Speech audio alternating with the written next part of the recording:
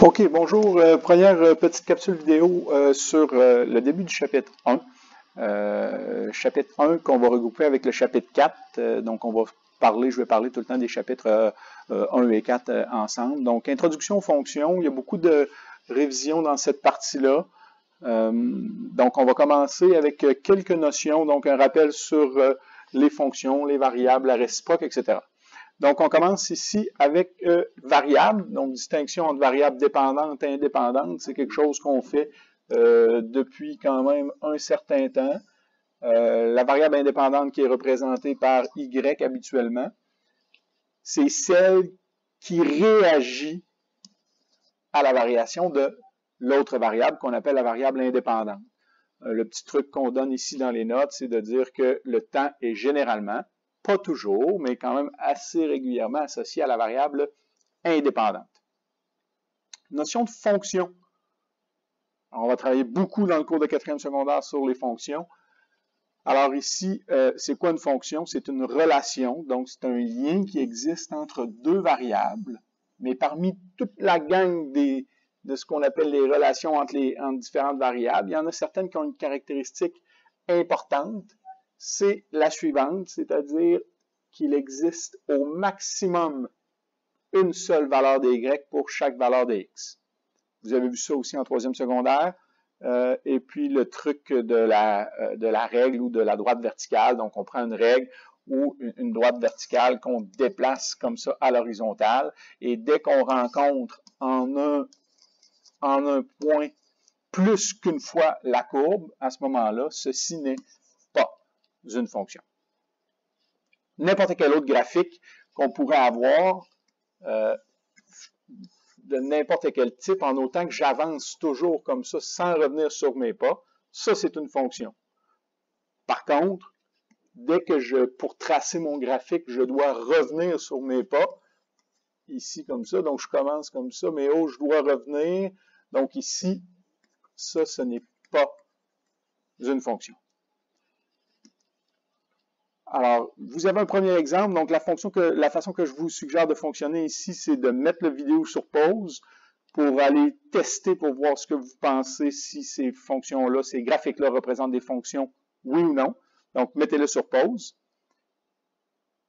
Et puis, maintenant, je vais pouvoir vous donner la réponse. Donc, on a ici, oui, une fonction, tandis qu'ici, puisqu'on rencontre à deux endroits, ce n'est pas une fonction. On continue. Donc maintenant, relation réciproque. Alors la réciproque d'une fonction ou d'une relation, c'est simplement qu'on change le rôle des variables. Donc x qui est indépendant, ou une autre lettre, mais ici x habituellement, y qui est dépendant. Lorsqu'on travaille avec la réciproque, bien, les rôles vont être inversés comme ça. C'est-à-dire que ce qui était dépendant va devenir indépendant et ce qui était indépendant va devenir dépendant. Graphiquement, ici, si je regarde une relation A et qu'on vous demande d'obtenir sa réciproque, donc ici, la relation B, c'est la réciproque de la relation A, bien, qu'est-ce qui s'est passé? Bien, regardez ici, je rechange de couleur, mon point 0,30, bien, les rôles ont changé. Ce qui était indépendant ici à 0 est devenu dépendant. On a inversé nos couples. Donc, le point 0,30 est devenu le point 30,0. Le point 3,70 est devenu le point 70,3, et ainsi de suite. Alors, en venant placer les différents points dans notre graphique, ça nous donne notre relation réciproque. Remarquez aussi que le graphique de la relation réciproque, qui est parfois une fonction réciproque ou pas, dépendamment de ce qu'on va obtenir, est obtenu par la réflexion par rapport à la droite y est égal à x de la relation de départ. Donc, c'est ce qu'on a ici sur cette page-là. Alors, disons qu'on a une première fonction qui est une fonction qu'on appelle une fonction affine. Vous avez étudié ça en masse en secondaire 3. Donc, une droite. Ici, f de x est égal à x sur 2 plus 3. Sa réciproque, elle est obtenue. Donc ici, vous voyez la droite y est égale à x, c'est-à-dire la droite qui passe par l'origine avec un angle de 45 degrés ici. Alors, si on effectue une réflexion par rapport à cet axe-là, on va obtenir notre droite qui est là, qui, elle, est la réciproque. En fait, je dis que ici, la droite en bleu est la réciproque de la droite en rose, mais en fait, c'est aussi vrai de dire que la droite en rose est la réciproque de la droite en bleu.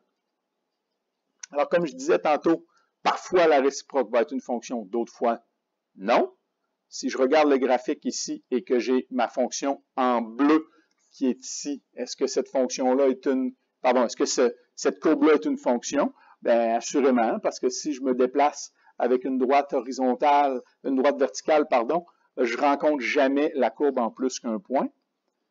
Par contre, lorsque j'effectue ma réflexion pour obtenir la réciproque, j'obtiens la courbe qui est en vert ici, qui est la réciproque de ma courbe en bleu. Par contre, on voit que cette courbe-là, bien qu'elle soit la réciproque, n'est pas une fonction, parce que selon le test de la droite verticale, on coupe la courbe en plus qu'un point.